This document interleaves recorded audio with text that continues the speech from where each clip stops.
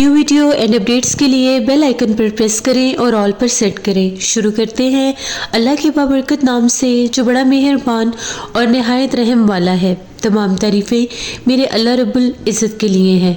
खौफनाक कहानियों के मुअज़्ज़िज़ नाज़रीन को मेरी तरफ से अस्सलाम वालेकुम। उम्मीद करती हूँ आप सब लोग खैरियत से होंगे, जहाँ होंगे खुश होंगे। आज आप लोगों के लिए हर रोज़ की तरह बहुत डरावनी कहानी लाई हूँ जिसे आप लोग बहुत पसंद करेंगे। आज की पहली खौफनाक कहानी वसीम शेयर कर रहे हैं डीजी खान से। वसीम कहते हैं, आज आपके साथ हम लोगों की ज़िंदगी में पेश आने वाली बहुत ही ज़्यादा डरावनी कहानी शेयर करना चाहता हूँ। आज से 6 साल पुरानी बात है। हम लोगों के इलाके में एक स्कूल था, प्राइवेट स्कूल, काफ़ी बड़ा वो स्कूल था। उस स्कूल की जो मेन बिल्डिंग थी वो बंद हो जाती थी, तो उसके बाद उसके आगे एक बहुत बड़ा ग्राउंड था। उस ग्राउंड के आगे स्कूल का एक छोटा सा गेट लगा हुआ था। हम लोगों ने, गाँव इलाके के लोगों ने मिलकर वहाँ के जो प्रिंसिपल थे उनसे इजाज़त ली, वॉचमैन को अपने साथ मिला लिया कि हमने शाम को यहाँ पर क्रिकेट खेलना होता है, बैडमिंटन खेलना होता है, लड़कों का स्कूल था, तो आप हमें परमिशन दे दें। हम लोग बिल्डिंग के अंदर नहीं जाएंगे, सिर्फ हम लोग ग्राउंड तक रहेंगे। कुछ रिसोर्सेज मिलाकर हम लोगों को परमिशन मिल गई। अब जो वॉचमैन था, हम लोग रात को उसके घर चाबी दे जाते थे। गर्मियों का मौसम था। हम लोग अपने रूटीन के मुताबिक एक दिन वहाँ पर तकरीबन रात 11 बजे हम लोग खेलना शुरू करते थे, क्योंकि कुछ लड़के ऐसे होते थे जो जॉब करते थे, जॉब से आते थे तो वो भी वहाँ पर इकट्ठे हो जाते थे। काफ़ी रश होता था, बड़ी लाइट्स हम लोगों ने लगाई होती थी। हम लोग बैडमिंटन खेल रहे थे। थोड़ी ही देर के बाद वहाँ पर हम लोगों ने कुछ चेयर्स भी रखी होती थी, अपने घरों से आस पास से उठा कर ले आया करते थे, क्योंकि इलाके के अंदर स्कूल था बिल्कुल। तो मैंने क्या किया, मैं वो चेयर उठाकर, 2 चेयर्स थी, मैं एक चेयर उठाकर थोड़ा सा पीछे होकर बैठ गया। रोशनी बहुत तेज़ थी, गर्मी लग रही थी मुझे। मैंने वो चेयर उठाकर वहाँ जो स्कूल का बरामदा था वहाँ पर मैंने वो चेयर रख ली और मैं इन लोगों का मैच देखने लग गया। 10-15 मिनट कुछ भी नहीं हुआ, बिल्कुल नॉर्मल था सब, ना ही मुझे कुछ महसूस हुआ। थोड़ी ही देर गुजरी, उस वक्त टाइम हो गया था 12:30 पौने 1 बजे का। हम लोग एक बजे तक खेलते थे, गर्मी बहुत शदीद होती थी इसलिए। तो मुझे ऐसा लगा कि जिस तरह से मेरी चेयर पीछे से कोई धकेल रहा है। 2 बार मुझे महसूस हुआ। मैं उठा, मैंने चेयर को चारों तरफ से देखा, कोई जगह भी ऐसी नहीं थी कि वो जगह बराबर ना हो। मैं फिर चेयर रख के बैठ गया। फिर 5-10 मिनट गुजरे, मुझे ऐसा लगा कि जैसे मेरे बालों में किसी ने हाथ फेरा है। अब मैं थोड़ा सा परेशान हुआ, मैंने ऊपर देखा, साइडों पर देखा, मुझे कुछ नज़र नहीं आया। मेरे पास मोबाइल था, मैंने अपने मोबाइल का कैमरा ऑन किया और मैं मोबाइल में कैमरे से देखने लगा कि मेरे पीछे क्या है जो बार बार मुझे छेड़ रहा है। कभी मेरी चेयर को छेड़ता है, कभी मेरे बालों को छेड़ता है। तो क्यों ना मैं ज़रा एक बार देख ही लूँ। जिस टाइम मैं कैमरे में से देख रहा था, मुझे ऐसा महसूस हुआ कि जिस बरामदे में मैं बैठा हूँ उसके पीछे मे भी कोई क्लासरूम था, शायद कोई ऑफिस था या क्लासरूम था। उसकी विंडो थी, वो जो लकड़ी की खिड़कियाँ लगी होती हैं। ऐसा लगा कि खिड़की थोड़ी सी खुली है। मैं अब कैमरे में देख रहा हूँ कि वो खिड़की थोड़ी सी खुलती है। मैं फ़ौरन पीछे पलट कर देखा तो थोड़ी सी खिड़की खुली हुई थी। मुझे लगा कि शायद हवा चल रही है इसलिए ये खिड़की हिल रही है। मैं फिर बैठ गया। मैंने कैमरे में देखा, वो स्टिल खिड़की जितनी खुली थी उतनी थी। 4 बार देखा। 10 मिनट कहीं गुजरे, बाकायदा मेरे सर पर किसी ने थप्पड़ मारा। अब मैंने जैसे ही मेरे सर पर किसी ने थप्पड़ मारा, मैंने फ़ौरन पीछे पलट कर देखा। वो खिड़की आधी से ज़्यादा खुली हुई थी और वहाँ पर मुझे एक वजूद खड़ा हुआ नज़र आया। वजूद ऐसे था कि जिस तरह से आंखें चमक रही थी, सफ़ेद लिबास था। मुझे नहीं पता वो मर्द था या औरत थी। एक वजूद मेरे सामने था, कोई जैसे इंसानी रूप में कोई खड़ा हुआ है। आंखें सिर्फ चमक रही हैं और सफ़ेद कलर का उसका लिबास है, क्योंकि बाहर रोशनी बहुत थी इसलिए मुझे उसका लिबास नज़र आया। चेहरा मुझे उसका नज़र नहीं आया। ये देखने की देर थी, मेरी एकदम से चीख निकली। मैं चेयर से उठा, मैं ग्राउंड की तरफ भागा जहाँ पर सब लड़के थे। उन लोगों ने देखा कि पता नहीं इसे क्या हुआ है। उन्हें लगा कि शायद वहाँ पर कोई सांप वगैरह, क्योंकि ग्राउंड था, ग्रॉस था, वहाँ पर कोई सांप या कोई और ऐसी कुछ चीज़ इसको नज़र आई है। उन लोगों ने कहा कि क्या हुआ है, क्या देखा है तुमने, शोर क्यों मचा रहे हो। 2-3 लड़के मेरी तरफ भागे। वो जो बैडमिंटन खेल रहे थे वो भी मेरी तरफ आए।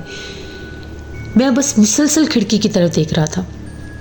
वो खिड़की स्टिल आधी खुली हुई थी। वो लोग बार बार मुझे हिला चुला रहे थे कि हुआ क्या है, कुछ बताओ। मैंने उन्हें कहा कि वहाँ उस बिल्डिंग के अंदर कोई मौजूद है। मुझे काफ़ी देर से कोई तंग कर रहा है और बाकायदा उसने थप्पड़ मारा और मैंने वहाँ पर किसी को देखा है। उन लोगों को लगा मैं झूठ बोल रहा हूँ, लेकिन मेरी हालत देखकर उन लोगों को यकीन हो गया। इतने में 2 लड़के भागे, उससे जहाँ पर मेरी चेयर पड़ी थी उसकी तरफ भागे और देखा वो जो खिड़की थी वो बंद हो चुकी थी। उन लोगों ने कहा ये झूठ बोल रहा है, खिड़की तो बंद है। मैंने कहा कि मेरे मोबाइल में देख लो, थोड़ा सा क्लिप भी है, वो खिड़की आधी से थोड़ी सी खुली हुई थी जिस टाइम ये काम शुरू हुआ। वीडियो क्लिप देखा सबने, वो खिड़की थोड़ी सी खुली हुई थी, अब वो खिड़की बंद हो चुकी थी। इसी तरह से उन लोगों ने कहा कि चलो रात बहुत हो गई है, अब हम लोग मैच बंद करते हैं और खेलने चलते हैं, शायद यहाँ पर कोई मामलात ऐसे हों। एक 2 लड़कों ने कहा जिन लोगों ने वीडियो क्लिप देख लिया था। सारा कुछ हम लोग उठाते करते वहाँ से निकल गए, घर वापस आ गए। मैंने घर आकर भी ये बात बताई, अम्मी बड़ी परेशान हो गई कि ये क्या। अम्मी ने कहा कि मत जाया करो स्कूल में रात के टाइम, अक्सर ये स्कूल की जो बिल्डिंग्स होती हैं ये मोस्ट ऑफ असेफ ज़्यादा हो जाती है बंद रहने की वजह से, खाली रहने की वजह से। अब अगले दिन हम लोगों ने चौकीदार से पूछा कि चौकीदार बाबा हमें बताओ ये स्कूल में कोई मामला तो नहीं, आज तक ऐसा नहीं हुआ। कल रात बस मैं बरामदे में बैठा हूँ तो मेरे साथ किसी ने शरारत की है। पहले तो वो मेरे मुंह की तरह देखने लग गया, फिर उसने कहा कि इसीलिए मैं तुम लोगों को मना करता था कि यहाँ पर रात के टाइम मत आया करो। इस स्कूल का कुछ हिस्सा आसेब ज़दा है, यहाँ पर जिन्नात का भूत प्रेत का बसेरा है। हमने से कहा कि आप सच बोल रहे हो, हमें सही से बताओ, आपने पहले क्यों नहीं बताया। उसने कहा कि मैंने तुम्हें 3-4 बार बताया है कि मुझे इजाज़त नहीं थी ये बात खोलने की। ये स्कूल बहुत अरसे से, ये शुरू से स्कूल ही बनता है। किसी ज़माने में यहाँ पर एक गवर्नमेंट स्कूल था, फिर वो बदल गया, फिर यहाँ पर किसी ने ट्यूशन सेंटर बनाई रखा, फिर उसके बाद काफ़ी अर्सा ये बिल्डिंग कोई ऑफिस बनी रही, फिर ये प्राइवेट स्कूल वालों ने ले ली। यानी मुसलसल ये इन्हीं इस्तेमाल में रही, जहाँ पर ये रात के वक्त मुसलसल इसी यूज़ में रही। यहाँ पर मैंने भी 3-4 बार कुछ ऐसा महसूस किया है। जिस टाइम स्कूल खाली होता है और मैं सारी क्लासरूम्स बंद करता हूँ, तो जब भी मैं एक क्लासरूम को बंद करके निकलता हूँ, उसी क्लासरूम से मुझे आवाज़ें आने लग जाती हैं, कोई दरवाज़ा खटखटाता है। 3 से 4 बार अपना वहम समझकर मैं आगे बढ़ गया हूँ, तो जब मैं पीछे पलट कर देखता हूँ तो उस क्लासरूम का दरवाज़ा खुला होता है और अंदर एक वजूद होता है। मैंने उन्हें बच्चों के रूप में भी देखा है। ये स्कूल लड़कों का स्कूल है, मैंने यहाँ पर बच्चियों को देखा है।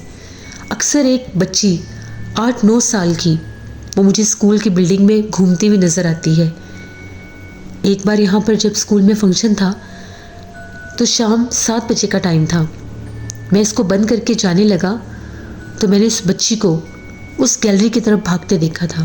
तो मैंने ये बात प्रिंसिपल साहब से शेयर की तो उन्होंने मुझे मना कर दिया कि किसी के आगे नाम मत लेना, क्योंकि यहाँ पर बहुत ज़्यादा तादाद में बच्चे पढ़ते हैं, वो मखलूक़ात हमें कोई नुकसान नहीं पहुँचाती, इसलिए किसी के आगे जिक्र करने की ज़रूरत नहीं है। बेहतर यही कि तुम लोग यहाँ पर खेलना छोड़ दो। हम लोग तो बहुत ज़्यादा डर गए। हम लोगों ने कहा कि हमने अब ग्राउंड में नहीं खेलना। इसी तरह से 3-4 दिन गुजर गए, हम लोग ग्राउंड की तरफ गए ही नहीं। कुछ लोगों को हमने ये बातें बताई, कुछ ने यकीन किया, कुछ ने अफवाहें समझ ली। हम लोगों के इलाके के कुछ और लड़के भी थे, उनके यानी घर दूसरी-तीसरी गलियों में बनते थे। उन लोगों ने जब देखा कि हम लोग वहाँ पर बैडमिंटन नहीं खेल रहे तो वो ग्राउंड इन लोगों को मिला हुआ है, उन लोगों ने वहाँ पर क्रिकेट मैच खेलना शुरू कर दिया। अब एक रात वो लोग क्रिकेट मैच खेल रहे थे, हम लोगों को चीखो पुकार सुनाई दिए, इलाके में शोर पड़ गया।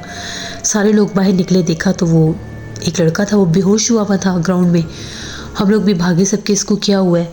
उन लड़कों ने कहा कि हम लोगों की जो बॉल थी, एक लड़के ने शॉट लगाई और वो बॉल जो थी वो जैसे ये स्कूल की इमारत के अंदर गई है, तो इस दीवार पर चढ़कर ये छत से उठाने के लिए बॉल गया है।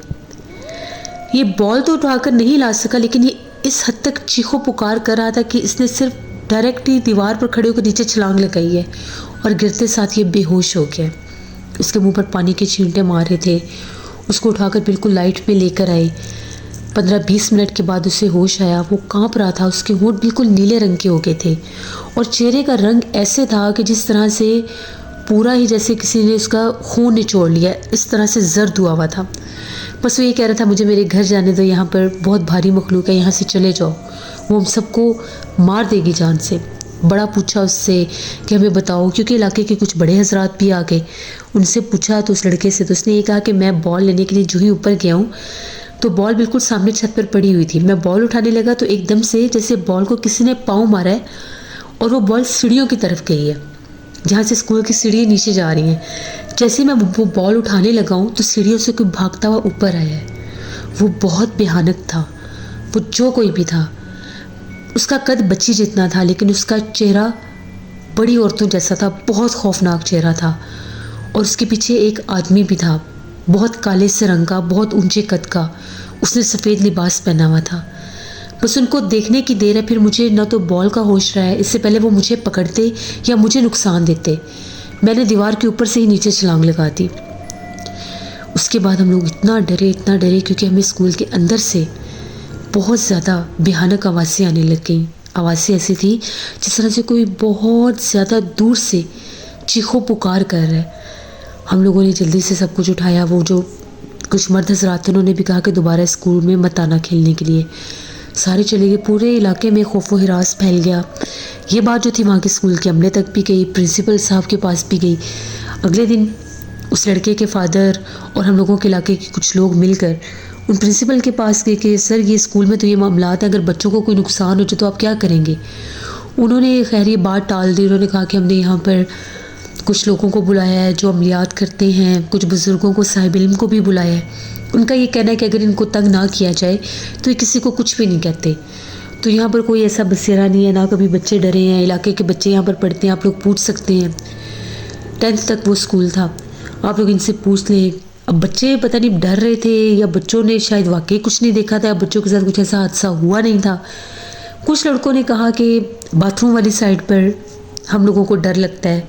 वहाँ पर हम लोग जब भी बाथरूम में जाते हैं तो हमें बाकायदा बाथरूम में कोई बंद कर देता है, बाहर से कोई कुंडी लगा देता है। शोर मचाते हैं, दरवाज़ा पीटते हैं तो कोई दरवाज़ा खोलता है। इसके अलावा बाथरूम की दीवारों के ऊपर अक्सर हमने खौफनाक चेहरे बने देखे हैं। एक दिन नज़र आते हैं, अगले दिन गायब हो जाते हैं। फिर उन लोगों ने बहुत कोशिश की, हम लोगों ने, इलाके के लोगों ने, कि वो स्कूल वहाँ से उसका या तो कोई सद्देबाब किया जाए, किसी आमिल को लाया जाए, या यहाँ से स्कूल को शिफ्ट कर दिया जाए। तकरीबन 4 साल, उस वाक़े के बाद 4 साल वो स्कूल चलता रहा। लेकिन रात के टाइम वहाँ से बहुत अजीबोगरीब आवाज़ें आने लग जाती थी। खाली ग्राउंड में ऐसी आवाज़ें आ रही होती थी जैसे वहाँ पर हम लोग लड़के खेल रहे हैं। होता कोई भी नहीं था, लाइट्स ऑफ, खूब अंधेरा होता था। कभी स्कूल के अंदर से औरतों के बोलने की आवाज़ आती थी। वो बिल्डिंग बहुत ज़्यादा असेबसदा हो चुकी थी। अब आखिरी 2 सालों की अगर हम लोग बात करें तो वो बारिशों की वजह से मुसलसल उन लोगों ने शायद काम नहीं करवाया, तो उसके 1-2 कमरे जो थे वो इतने मखदूश हो चुके थे कि वो गिर गए थे। फिर उसके बाद उन लोगों ने वहाँ से बिल्डिंग मूव कर दी। अभी वो स्कूल बिल्कुल खाली है, वहाँ पर कोई भी नहीं होता। खौफ के मारे वहाँ पर कोई पाँव भी नहीं रखता। ग्राउंड खाली है, वो इमारत खाली है। मेरे मोबाइल में वो जो वीडियो थी काफ़ी अर्सा मेरे मोबाइल में रही। फिर उसके बाद मैंने एक मोबाइल चेंज किया तो वो उस पर मैंने बहुत ज़्यादा कोशिश की कि वो मेरे मोबाइल में वापस वो ड्राइव हो जाए, आ जाए, लेकिन वो नहीं आ सकी। बहुत खौफनाक वो रात थी जब मैंने उस मखलूक को देखा था और उसके स्कूल के किस्से सुनकर हम लोगों की बुरी हालत होती थी। ये कहानी थी मेरी ज़िंदगी की जो मैंने आपके साथ शेयर की। बहुत शुक्रिया वसीम आपका। जिससे ये थी आज की खौफनाक कहानी। अपना फीडबैक मुझे ज़रूर दें, आप लोगों को कैसी लगी। आप लोग भी अपनी खौफनाक कहानियाँ शेयर कर सकते हैं डिस्क्रिप्शन बॉक्स में दिए गए ईमेल ID nushinvik57@gmail.com पर। इसके अलावा आप लोग मुझे कमेंट बॉक्स में भी स्टोरी शेयर कर सकते हैं। हॉरर स्टोरीज उर्दू पर भी मैं स्टोरी ऑन एयर कर रही हूँ, उसको भी विजिट करें और सब्सक्राइब करें। और ये जो भी मैं आपके साथ हॉरर शॉर्ट्स शेयर करती हूँ ये मुझे लोग ही जैसे सेंड करते हैं, भेजते हैं, तो मैं आप लोगों के साथ शेयर कर देती हूँ। अब इनमें कितनी रियलिटी है क्या नहीं, वो आप लोग खुद डिसाइड कर सकते हैं। अपना बहुत सा ख्याल रखिएगा। अपनी ढेरों दुआओं में मुझे, मेरी फैमिली, मेरे पूरे पाकिस्तान को याद रखिएगा। Thank you for listening my stories. Stay blessed. अल्लाह निगहबान।